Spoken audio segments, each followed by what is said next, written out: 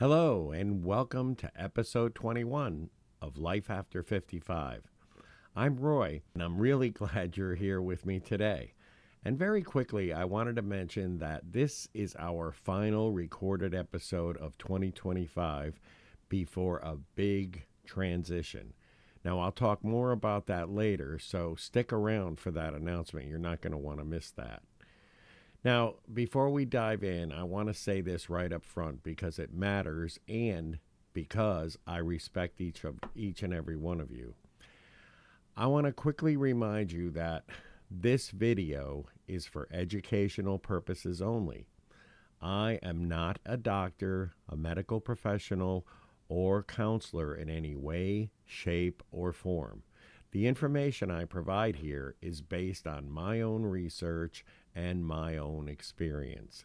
This is not medical advice, and you should always check with your healthcare provider or medical professional before trying any new remedies or changing up at your routine, especially if you're taking medication or if you are managing a health condition at currently. Okay? All right. Now, today is a little bit different. Today is a masterclass follow-up on metabolism. So, in this episode, I want to give you something solid, something useful, something you can actually apply. In episode 20, we talked about the foundation, the basics that most people never hear explained clearly. And by the way, if you haven't seen that episode, I encourage you to go back to episode 20 and check that out. But today we're going to dive a little bit deeper. Last episode I mentioned that we're past the stage of chasing New Year's resolutions. I think you would all agree with me on that. And I think the reason I say that is because I think we've all seen too many of them fail over the years. All right, so this episode is about understanding metabolism, because when you understand how your metabolism and your body works, better health becomes a process and not a resolution. So let that sink in for a minute. When you understand how your body works, better health becomes a process and not a resolution. So today, we're going to talk about not just what metabolism is, but why it matters after 55 and how it actually works inside your body. Let's start out with dispelling a couple myths, or a big one actually, and that is metabolism is not just weight. I'm going to start by clearing up, like I said, one of the biggest misunderstandings out there. Most people, when they hear the word metabolism, they immediately think weight, calories, losing or gaining fat. But metabolism is not primarily a weight issue, okay? Metabolism is an energy issue. At its core, metabolism is about how efficiently your body converts what you eat into usable energy at the cellular level. And that's really important because everything you feel depends on energy, your strength, your focus, your mood, your immune system, your recovery, even how well your organs function. When metabolism slows down, it's not just the scale that changes. It's how you feel living inside your body. Fatigue becomes normal. Brain fog creeps in. Recovery takes longer.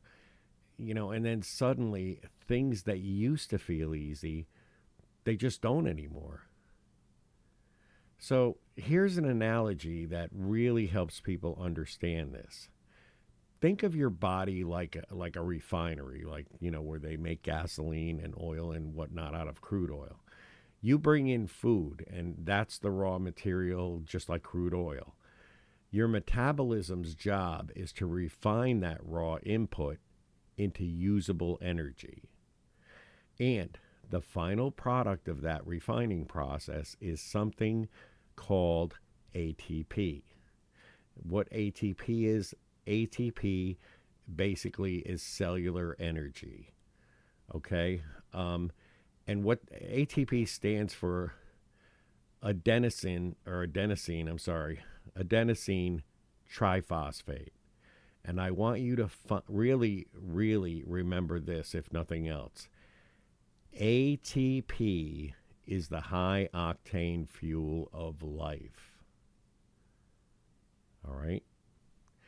Now, every single cell in your body runs on ATP. When your heart beats, ATP. When your lungs expand, ATP. When your brain fires, ATP. When your muscles move, ATP. No ATP basically means no energy. Low ATP basically means you have low vitality. Now, here's the key point for those of us who are over 55. As we age, our cellular refineries become less efficient. That doesn't mean that they're broken. It just means they need better inputs and better support. That's why many people experience afternoon energy crashes, slower recovery times, feeling worn down, even without heavy activity. It's not laziness and it's not a weakness. And a lot of people think that those things are what's going on, and it's not. It's basically, it's essentially, it's cellular efficiency, or more accurately, it's a lack of efficiency. All right. Now, last episode, again, we talked about the 3 pillars of metabolic energy. So let's go over those again. How do we support ATP production? And, again, this is where we come back to the 3 pillars that we talked about before. But today I want you to understand why that matters. So if you remember from last episode, protein, or pillar number 1 was protein. And protein, again, is not just about muscle. Protein has the highest thermic effect of any macronutrient. What that means is your body actually burns energy just digesting and processing it. Okay? Protein provides amino acids for repair. It also provides building blocks for enzymes. It also supports lean muscle, which directly impacts metabolic rate. You remember last episode with that picture I had of the image I had of the scale, that one scale had a pound of fat and one had a pound of protein or muscle on it. This is it goes back to that. After 55, muscle is not about appearance. It's about metabolic stability. Less muscle equals fewer metabolic engines running. And again, that in turn relates to storing more fat. If you've got less muscle, what you're eating is now going, rather than providing protein for your muscles and stuff, it is now being stored as fat. Your body thinks, well, you don't need it because you don't have the muscle, so we're just going to keep it here. And again, it intends to congregate around your midsection, me included. I'm numero uno on that list, But, now that I know all this, I've been working on it, and slowly but surely it's going away. So, pillar number 2 is hydration. Here's something else that I am probably the biggest offender of. And apparently I'm not the only one, because this one, according to what I've read, gets overlooked constantly by lots and lots and lots and lots and lots of people. Your mitochondria, which, remember in an earlier episode, I'm not sure which one it was, but I know one of the earlier episodes we talked about mitochondria. And that's the power plants of your cells. Remember, we had the diagrams of the little batteries, like your cells were like little batteries, the mitochondria in the cells. Anyhow, Um, the mitochondria can't produce ATP efficiently without adequate water. Even mild dehydration can reduce energy production, and that too shows up as fatigue, headaches, brain fog, reduced endurance. Water is not an option. It's a metabolic requirement. And again, I am probably the biggest offender of not drinking enough water. And again, part of my new regimen, I guess you would call it, is drinking more water. In fact, I have my water right here, and I'm going to take a sip right now, as a matter of fact. Excuse me. Okay. Yeah. And I've noticed in the last couple of the last few, I would say, week or two, I've been drinking more water, and it does make a difference. I can feel it. My joints feel better. Um, Everything just feels a little better. My skin is even feeling better. All right. But anyways, that was pillar number 2. And what was that? Water, hydration. Make sure you drink a lot of water. And again, in a lot of the earlier episodes we've talked about this. Like pretty much everything, all the other episodes I did on every condition possible that we've done so far. I almost all of them, if not all of them, I've said water is critical. Water is critical. Water is critical. Make sure you stay hydrated. And again, I am the biggest one who's guilty of not following my own advice, but lately I have. So, in my defense. All right. So, if you aren't drinking water, please try and drink a lot more water than what you are currently taking in. And I mean, don't drown yourself, but at least try to take in 8 glasses. I'm lucky, honestly, I am lucky if I can drink those 2 of those bottles that you just saw a day, and I'm shooting for 4 now.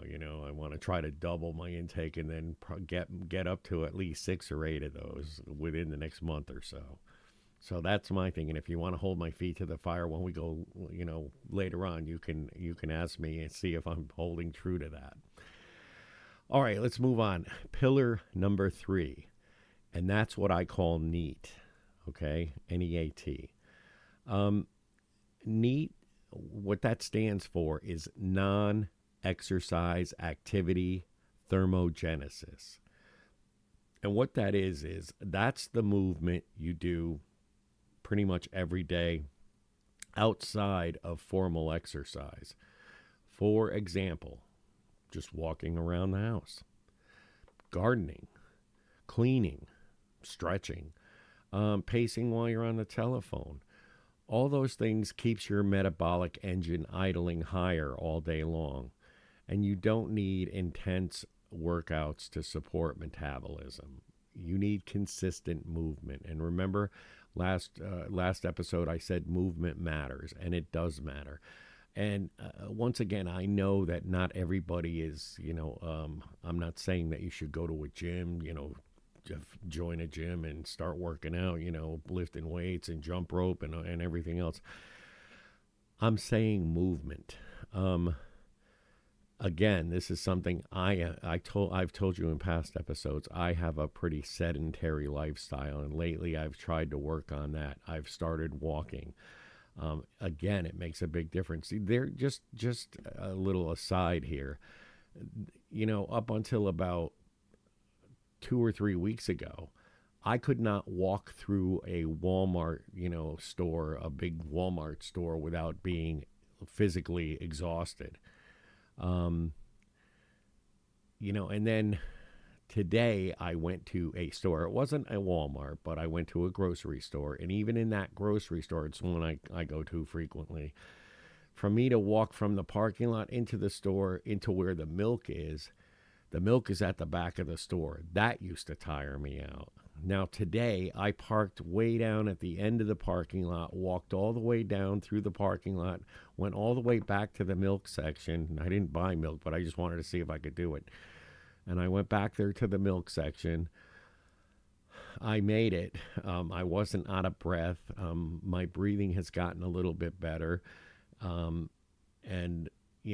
I felt it, but it wasn't anything like it has been. So that alone was like, to me, was really exciting. And I was like happy, it's like, it feels good when you're doing things. So the point of that story is, again, you don't have to run a marathon. You don't have to, join a gym and start lifting weights and jumping rope and who knows what else they do in gyms these days, the kettlebells or whatever they call them and things like that. Move, just move. There's things now, like, even if you can't move, if you're not mobile, I get that. There's a lot of people who aren't mobile. They have bad arthritis and other issues that keep them, that limit their mobility. And I understand that, but there are still things you can do. You can stretch. I was saying before, you can do like arm stretches, circle your arms like an airplane. Like when you were a kid, I remember when I was a kid in school, they used to have us do exercises, a little bit of exercises before recess. And we used to do stuff like that. It's just stretch out and then, make little circles with your arms and bigger circles and bigger circles and bigger circles, then go the other way and stuff. So you could do things like that. You can do things like lean on your counter, put your arms out. I guess this camera is too close, but put your arms out. Here, there we go. And grab the counter and then kind of do like push-ups off the counter, like leaning into the counter, do a few of those. Get up and down out of a chair, 5, 10 times, and do that 2 or 3 times a day. Things like that. They're not, strenuous. I mean, yes, they can be if you're if your mobility is extremely limited, but the point of that is there are things you can do to move, and movement does matter. Okay. All right. So let's start winding down some, and let me talk briefly about my journey and COPD. I want to share something personal with all of you. None of this is just theory for me. As many of you know, those of you who've been here since the beginning when I did do the COPD episode, I live with COPD. And when I started this channel, I was searching for natural ways to improve my own oxygen efficiency and energy. And what I've learned surprised me. Frankly, it has. When metabolism improves, the entire body functions better, including the lungs. Better ATP production means muscles use oxygen more efficiently. And again, my little story about walking into the store today, I could tell that, I think in the past, the reason I got tired walking through a Walmart was because, my oxygen intake wasn't very efficient because I wasn't drinking water, because I was sedentary and all that. And now that I've changed that, it's gotten so much better. It has. Okay, and fatigue is reduced. I wasn't exhausted when I got back to my car because obviously when I got out of the store, I had to walk across the parking lot again to my car. To me, that's a big accomplishment. Now I know there are plenty of people that they're probably like, yeah, big deal, Well, for somebody who couldn't do it and suddenly can, it is a big deal, and I was pretty happy that I could accomplish that. So hopefully you guys will be, happy that you accomplish little, I guess, goals or whatever you want to call it, in your journey. Recovery improves, again, this is all with better ATP production. When you get injured, like sore muscles or whatever, if your body is functioning better, it recovers a little quicker and faster. So what started as personal research for me turned into something much bigger. And I just wanted to share my discoveries with others who might be struggling with COPD or other issues. And now this community has grown to 439 strong, with 11 new members joining us just since the last episode. And I wanted to take a minute to personally welcome you to the family here. And all of that means a lot more to me than you might realize. It really, truly does. And I personally thank each and every one of you. All right, so now it is time for the big announcement. um, all right, I am going to be taking a short break, like I alluded to earlier in this episode. I'm going to be taking a short break from recording to prepare for our biggest step yet. Now, again, it's about 2 days before Christmas. What is today? Today is the 22nd. So we're like 3 days away from Christmas, and I am recording this on December 22nd. So I'm going to be this, like I said, this will be the last video of the year, and I will be returning on Monday, January the 6th. Or excuse me, that's not a Monday, that's a Tuesday. That's a miss. No, it's Tuesday, January 6th at 7 p.m. Eastern Time. Okay. And then at that point in time, Life After 55, which is this channel, is moving to a 60-minute live format. And we are rebranding the channel to Life After 55, health, wealth, and headlines. Now, essentially, what that's going to do is we will be going live simulcasting on YouTube and on X. And the show essentially will have 3 segments. The first one is going to be health. So we'll still be talking about health things, natural health, and things, things that we deal with. The second thing is a lot of you, or the second segment of the show is those of you who've been here for the duration of the channel, you know that I have a bookkeeping business and a tax advisory business. It's all the same. But anyways, we are going to do a segment on what I just named it wealth, because I figured, well, we could talk about tax strategies. We could talk about, saving for retirement, explaining things that a lot of people are confused about with Social Security payments, things like that. That's going to be the wealth segment. And then the last segment will be the headline segment. And the headline segment is not going to be political or anything like that. It's going to be more like things of interest to people in our age group. Things like senior travel, good deals, interest, whatever, I was going to say interest rates, but that would go into the wealth segment. But it's just going to be like interesting, good news stories, things like that will be in the headlines part. And again, it's going to be a 3-segment show, with each segment being roughly 18 minutes, give or take. It's going to be live, which means there will be no edits. There will be no cuts. And it's just going to be real conversations. And the other thing is, if you come and watch the show, there will be a chat feature there where you can literally ask questions while I am live. Hopefully I have a co-host by then. If not by then, it should be shortly after. But you will be able to ask questions and get those answered right then and there. Okay, so if there's something that you don't understand or disagree with or whatever, you can ask right then and there. That's the beauty of this. And again, it's going to be simulcast, which means we're going to be live here on YouTube, and we will be live on X, formerly Twitter, at the exact same time. So we're broadcasting on 2 platforms. And you can join us on either platform you desire. You can join us either on X, or you can join us here, stay here on YouTube, whatever you prefer. And the channel on YouTube is at 55 Health Wealth, one word. And the channel on X is at Life After 55 Live. So please go and follow both right now so you don't miss out on our debut on Tuesday, January 6th at 7 p.m. Eastern.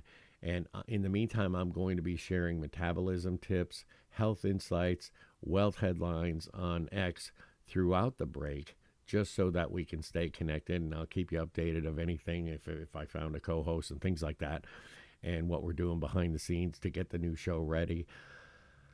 And speaking of the co-host, I am still officially looking for a female co-host between the ages of 45 to 65 who has a heart for this community.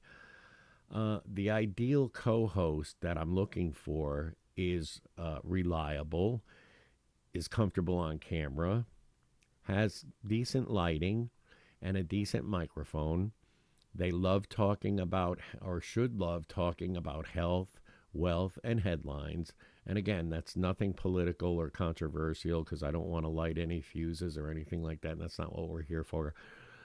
And it would be helpful if this person is a current or former nurse, teacher, nutritionist, or has experience with holistic wellness. But you don't have to be an expert in any of those things. I'm just saying that would be helpful. And even you don't need to have any of that. I'm just saying it would be helpful. If you're the kind of person who's outgoing, you can banter and improv a little bit here and there, and you're not rattled by live chat. And also, if you are a great listener who can ask the questions that the audience is thinking. So in other words, say like, you're the co-host and you are doing the bulk of the health segment. I would be reading the chat and keeping track of the chat or whatever. And then, I would stop, or I would chime in and say, hey, so-and-so in the chat is wondering, what you meant by this. And same goes for next, we move into the wealth segment where I'd be talking about taxes or whatever. And then you're reading the chat as the co-host. And then you chime in and say, hey, I'm wondering, if you just said that this, that, or whatever. And I'm wondering, how would that work if, whatever. So that's kind of what I'm looking in. And also, I think the biggest qualification is the co-host, the potential co-host, needs to believe in this mission of natural remedies, personal responsibility, and community support. So if that's you, or if that's somebody you know, please reach out. The email address is above, and I'm going to also post it in the description as well. This too will be a paid gig, and I will discuss compensation with the potential co-host upon the initial interview. For an initial interview, it would be great if you could just take a quick 2-minute selfie of yourself telling me why you enjoy doing this or why you want to be considered. And then I am going to take the best 2 or 3 out of those and choose from that. Okay. So, again, if you could do something like that and send, that would be fantastic. You're going to go right up to the top of the list if you have a selfie, a little short 2, 3, 4-minute video. And tell me why you think you would be good, why you would like to do it or whatever. And we'll just see if we mesh or not, Okay. So that's about it. We're going to wrap it up now. And I just want to wish each and every one of you a Merry Christmas and a happy, healthy, safe, and prosperous New Year. Okay? We're closing out 2025. I want to again thank each of you for being here. I'm not going to see any of you again until next year, until January the 6th. So I wanted to take this opportunity to thank you all for being here. I want to thank each of you for trusting me, and I want to thank each of you for being a part of this incredible journey. My prayer is that these videos have helped you, or even hopefully have been a blessing to you or somebody you know. I do invite you to continue to be a part of this journey now and in the future as we make this leap to live streaming. And just remember, follow us on X. And again, that would be at Life. The channel is at the @ sign, at Life After 55 Live. And do that so that in the meantime, you can get updates and other info between now and then from our live stream debut.